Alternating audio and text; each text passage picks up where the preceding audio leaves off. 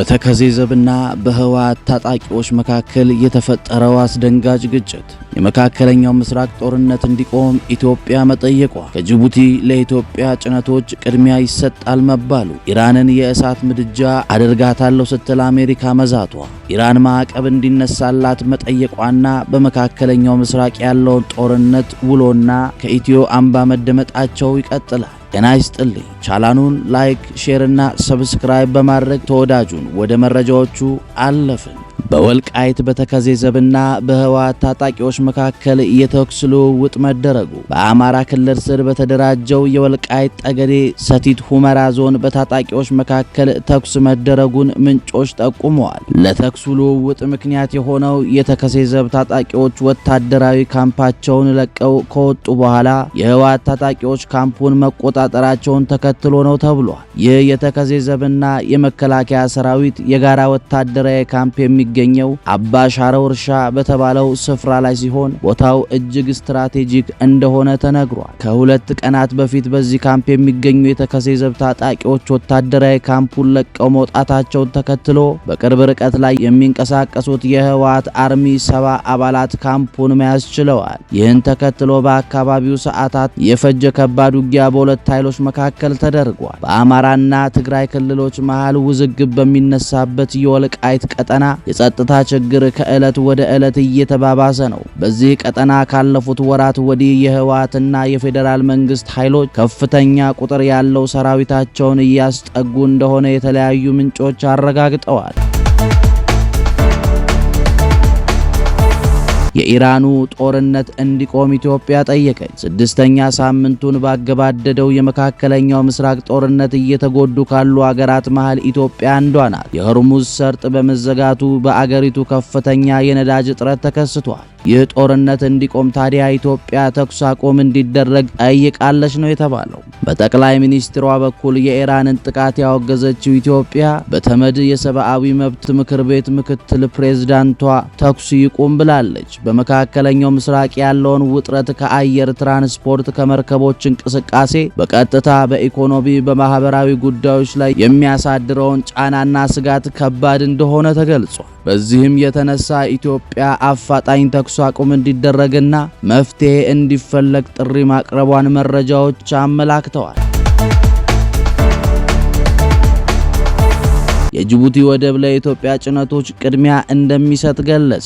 በፋርስ ባህረ ሰላጤ እየተባባሰ በመጣው ግጭት ምክንያት በርካታ መርከቦች ወደ ጅቡቲ ወደቦች እየገረፉ ቢሆንም የጅቡቲ ነፃ ቀጠናዎች ባለስልጣን ወደ ኢትዮጵያ የሚገቡ የጭነት ምርቶች ቀዳሚ ትኩረት እንደሚሰጣቸው አስታውቋል። የባለስልጣኑ ሰብሳቢ አቡበከር ኡመር ሐዲ እንደገለጹ ዱባይ ያመሩ የነበሩ መርከቦች አሁን ላይ መዳረሻቸው ወደ ጅቡቲ እየቀየሩ ነው ብለዋል። ይሁን እንጂ ጅቡቲ ከሆርሙዝ ሰርጥ ርቃ በህንድ ውቅያኖስ ደጃፍ ላይ በመገኘቷ የጸጥታ ስጋት እንደሌለባትና የንግድ ፍሰቱ በሰላም እየቀጠለ መሆኑን ሰብሳቢው አረጋግጠዋል። ምንም እንኳን የመርከቦቹ ቁጥር መጨመር የወደቡን መጨናነቅ ሊያስከትል ይችላል የሚል ስጋት ቢኖርም ጅቡቲ 6 ጥልቅ የባህር ወደቦች ስላሏት ይህንን ችግር እንደምትቋቋም ገልጸዋል። ሰብሳቢው አቡበከር እንዳብራሩት ሊፈጠር የሚችለው የመሬት ላይ ትራንስፖርት መጨናነቅን ለመቀነስ ጭነቶች ከመርከብ ወደ መርከብ የማሸጋገር ስራዎች ይከናወናሉ። ለኢትዮጵያ የሚመጡ ስትራቴጂካዊ ምርቶች በተለይም እንደ ማዳበሪያ ያሉ የግብርና ግብአቶች ያለምንም መስተጓጎል መዘግየት እንዲስተናገዱ ልዩ መመሪያ መውረዱም ተነግሯል። የጅቡቲ ወደቦች የሚገኙት ከባቢል መንደር በስተደቡብ በቀይ ባህር መግቢያ ላይ በመሆኑ ከቀውሱ ቀጥተኛ ተጽዕኖ ነፃ መሆናቸውንም ጠቁመዋል። ጅቡቲ በአሁኑ ወቅት ራሷን እንደ ዓለም አቀፍ የጭነት ማስተላለፊያ ማዕከል ለማስተዋወቅ ሰፊ እድል ቢኖራትም የክልሉን የፖለቲካ ሁኔታ ግምት ውስጥ በማስገባት በጣም ታዋቂ መሆን አደገኛ ነው በሚል ጥንቃቄ የተሞላበት አካሄድ እየተከተለች መሆኑም ተመልክቷል። ትራምፕ ኢራንን የእሳት ምድጃ ልትሆን ነው ሲሉ ተናገሩ። የአሜሪካው ፕሬዝዳንት ዶናልድ ትራምፕ የሆርሙዝ ሰርጥ ዝግ ያደረገችው ኢራንን በአስቸኳይ ሰርጡን እንድትከፍት እጅግ ጥብቅ የሆነ የጊዜ ገደብ አስቀምጠዋል። ፕሬዝዳንቱ ይህ ካልሆነ ግን በሀገሪቱ ላይ ከፍተኛ ወታደራዊ ጥቃት እንደሚሰነዘር ዝተዋል። ፕሬዝዳንት ትራምፕ በራሳቸው የማህበራዊ ትስስር ገጽ ላይ ባሰፈሩት መልእክት ኢራን እስከ ረቡዕ መንፈቅ ሌሊት 9:30 በቴሄራን ሰዓት አቆጣጠር ድረስ ሰርጡን ክፍት ማድረግ እንዳለባት ገልጸዋል። ይህ ቀነ ገደብ የታለፈ የዲፕሎማሲ ጥረት ውጤት ካላመጣ አሜሪካ ወደ ወታደራዊ አማራጭ እንደምትገባ ማሳያ ተደርጎ ተወስዶ የቆመ ድልድይም ሆነ የኃይል ማመንጫ አይኖራችሁም። ትራምፕ ቀደም ብለው ለዎል ስትሪት ጆርናል በሰጡት ቃል ማስጠንቀቂያቸው ወደ ተግባር ለመለወጥ ወደ ኋላ እንደማይሉ አስታውቋል። እስከ ማክሰኞ ምሽት ድረስ ሰርጡ ካልተከፈተ በኢራን ምድር ምንም አይነት የኃይል ማመንጫ ጣቢያዎች ሆነ የቆሙ ድልድዮች አይኖራቸውም ሲሉ የዛቱት ፕሬዝዳንቱ ጥቃቱ መሰረተ ልማቶችን ኢላማ ያደረገ እንደሚሆን ጠቁመዋል። የፖለቲካ ተንታኞች እንደሚሉት የትራምፕ አስተዳደር የሆርሙዝ ሰርጥ መዘጋት እንደ ቀጥተኛ የኢኮኖሚ ጦርነት ነው የፈረጀው። በዓለም አቀፍ የነዳጅ ንግድ ላይ ከፍተኛ ተጽዕኖ ያለው ይህ የባህር መስመር መዘጋቱ አሜሪካ ወታደራዊ ኃይልን እንድትጠቀም ገፍቷታል ተብሏል። በአሁኑ ወቅት በአካባቢው ላይ ወታደራዊ ዝግጁነት ከፍተኛ ደረጃ ላይ እንደሚገኝ ተመልክቷል። የዓለም መገናኛ ብዙሃን ትኩረት አሁን ቴሄራን ለዚህ ጠንካራ ማስጠንቀቂያ በምትሰጠው ምላሽ ላይ አርፏል። ሊባኖስ የእስራኤል የመሸጋገሪያ ቀጠና ጥያቄ ውድቅ ማድረጓን አስታወቀች። ጠቅላይ ሚኒስትሩ ለግዛታዊ አንድነት ያላቸውን ቁርጠኝነት ገልጸዋል ተብሏል። የሊባኖስ ጠቅላይ ሚኒስትር ናዋፍ ሰላም እስራኤል በደቡብ ሊባኖስ ድንበር ላይ የመሸጋገሪያ ቀጠና ለማቋቋም ያቀረበችውን እቅድ በይፋ ውድቅ አድርገዋል። ጠቅላይ ሚኒስትሩ በማንኛውም የሊባኖስ ሉዓላዊ ግዛት ላይ የሚኖር የውጭ ወታደራዊ መገኘት በፍጹም ተቀባይነት የሌለው መሆኑን በማረጋገጥ አገራቸው አንዲት ስንዝር መሬት አሳልፋ እንደማትሰጥ አስታውቋል። ይህ መግለጫ የተሰጠው ጠቅላይ ሚኒስትር ናዋፍ ሰላም ከስፔኑ አቻቸው ፔድሮ ሳንቼዝ ጋር በወቅታዊ ጉዳይ ላይ በስልክ ከተወያዩ በኋላ ነው። በውይይቱም ጠቅላይ ሚኒስትር ሳንቼዝ ስፔን ለሊባኖስ የግዛት አንድነት ሉዓላዊ ያላትን የማይናወጥ ድጋፍ ዳግም አረጋግጠዋል። በሌላ በኩል የስፔን መንግስት የሂዝቦላ ወታደራዊ እንቅስቃሴ ሊገደብ እንደሚገባ አሳስበዋል። ይህም እንቅስቃሴ ቀጠናዊ ውጥረትን በማባባስ እስራኤል ሰፋ ያለ ወታደራዊ እርምጃ እንድትወስድ መንገድ ሊከፍት እንደሚችል ማስጠንቀቂያ ተሰጥቷል። ኢራን ማዕቀብ እንዲነሳላት የሆርሙዝ ሰርጥ ደህንነት እንዲረጋገጥላት መጠየቋ ተነገረ። ኢራን ጦርነቱን ለማቆም አሜሪካ ላቀረበችው የሰላም እቅድ ባለ 10 ነጥብ ምላሽ በፓኪስታን በኩል የላከች ሲሆን ጊዜያዊ የተኩስ አቁም ስምምነት ውድቅ በማድረግ በራሷ ቅድመ ሁኔታ ላይ የተመሰረተ ዘላቂ መፍትሄ እንዲሰጣት ጠይቃለች። ኢራን የተኩስ አቁም ብቻውን ተቀባይነት የለውም ስትል ይልቁንም ዘላቂ ስምምነት እንደምትፈልግ ገልጻለች።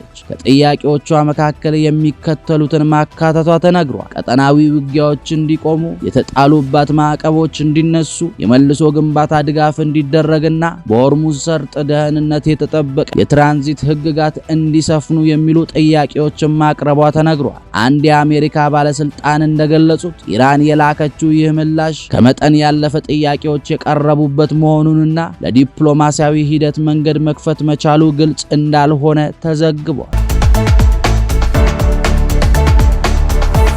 እስራኤል በኢራን ቁልፍ የፔትሮኬሚካል ፋብሪካ ላይ ጥቃት ፈጸመች። የእስራኤል ወታደራዊ ኃይል በኢራን ቁልፍ የፔትሮኬሚካል ፋብሪካ ላይ ጥቃት ፈጽሜያለሁ ብሏል። ጥቃቱ የአሜሪካ ፕሬዝዳንት ዶናልድ ትራምፕ የሰጡት ቀነ ገደብ ሊጠናቀቅ ሰዓታት ብቻ በቀሩት ጊዜና ፕሬዝዳንቱ በኢራን የኃይል መሰረተ ልማት ላይ ጥቃት እንደሚፈጽሙ ከዛቱ በኋላ የተፈጸመ ነው ተብሏል። ጥቃቱ የተፈጸመው የፔትሮኬሚካል ፋብሪካ አሳሉያሂ በተባለ አካባቢ የሚገኝ ሲሆን ግማሽ ያህሉ የኢራን የኬሚካል ምርት ያመርት ነበረ ተብሏል። የእስራኤል መከላከያ ሚኒስቴር እስራኤል ካትዝ ባወጣው መግለጫ እንዳስታወቀው የእስራኤል መከላከያ ኃይል ያለውን አቅም በሙሉ ተጠቅሞ የኢራን መሰረተ ልማቶች ላይ እርምጃ ፈጽሟል። ፔትሮኬሚካል ፋብሪካው ላይ የተፈጸመው ጥቃት የዚሁ አካል መሆኑን ተጠቅሶ ኢራን በበኩሏ እስራኤል ያደረሰችውን ጥቃት ተከትሎ ቀርቦ የነበረውን የተኩስ አቁም ስምምነት ሐሳብ ውድቅ ማድረጓን ገልጹ። ኢራን ፍላጎቷ ተኩስ ማቆም ሳይሆን ዳግም ጥቃት እንደማይፈጸምባት ዋስትና በማግኘት ጦርነቱ የሚቋጭበት ሁኔታ እንዲፈጠር መሆኑን መግለጿን የሞርኒንግ ስታር ዘገባ አመልክቷል። ኦፕሬሽን ኢፒክ ፊውሪ የሚል ስያሜ ተሰጥቶት በአሜሪካና እስራኤል ጥምር እየተካሄደ ያለው ዘመቻ አሁንም የኢራን አጸፋ እንደቀጠለ ሲሆን በዛሬው ዕለት የእስራኤል ጦር ከፍተኛ ጥቃት በኢራን ላይ እየፈጸመ መሆኑ ተነግሯል።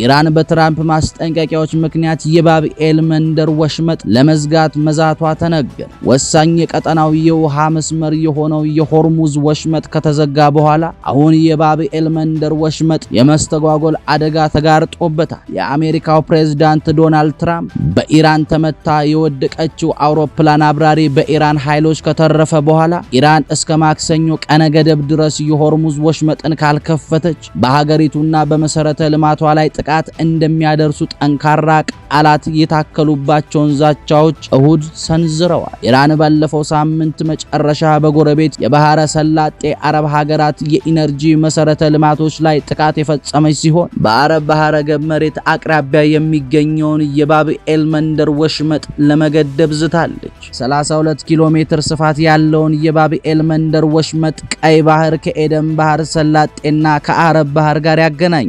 የዓለም የንግድ ልውውጥ 12 በመቶ ያህሉ አብዛኛውን ጊዜ በዚህ ወሽመጥ በኩል ያልፋል። በተጨማሪም ለዓለም አቀፍ የነዳጅ ንግድ በጣም ስራ ከሚበዛባቸው መንገዶች አንዱ ነው። እንደ አሜሪካ የኢነርጂ መረጃ ኤጀንሲ ገለጻ ወሽመጡ በ2024 በቀን 4 ሚሊዮን በርሜል የሚሆኑ ድፍድፍ ዘይቶች ያስተላልፍ ነበር። የሆርሙዝ ወሽመጥ ከተዘጋ ጀምሮ ሳውዲ አረቢያ በቀን በሚሊዮን የሚቆጠሩ በርሜል ድፍድፎች ዘይቶችን በባቢኤል መንደር በኩል እየላከች ትገኛለች። አንድ ከፍተኛ የኢራን ባለስልጣን በኤክስ ማህበራዊ ገጻቸው ላይ ባሰፈሩት ጽሑፍ ዋይት ሃውስ የሞኝነት ስህተቱን ለመድገም ከደፈረ የዓለም የኢነርጂና የንግድ ፍትህ በአንድ እርምጃ ሊስተጓጎል እንደሚችል በቅርቡ ይገነዘባል ብለዋል። ሁቲዎች በቀይ ባህር ላይ በሚጓዙ መርከቦች ላይ ጥቃት መሰንዘር ሊጀምሩ ይችላሉ የሚል ስጋት እየጨመረ መጥቷል። ኢራን ከየመኑ አማጺ ቡድን ጋር የቅርብ ግንኙነት አላት። በባቢኤል መንደር በኩል የሚደረገው ጉዞ መስተጓጎል የመርከብ ኩባንያዎች ልክ በ2024 እና በ2025 እንዳደረጉት መርከቦቻቸውን በደቡብ አፍሪካ እንዲያዞሩ ያስገድዳቸዋል። ይህም ወጪን በከፍተኛ ሁኔታ ይጨምራል ተብሏል። ከኢትዮ አምባ መረጃዎቻችን የሰማችኋቸውን ይመስሉ ነበር። ሰናይ ጊዜን ተመኘ።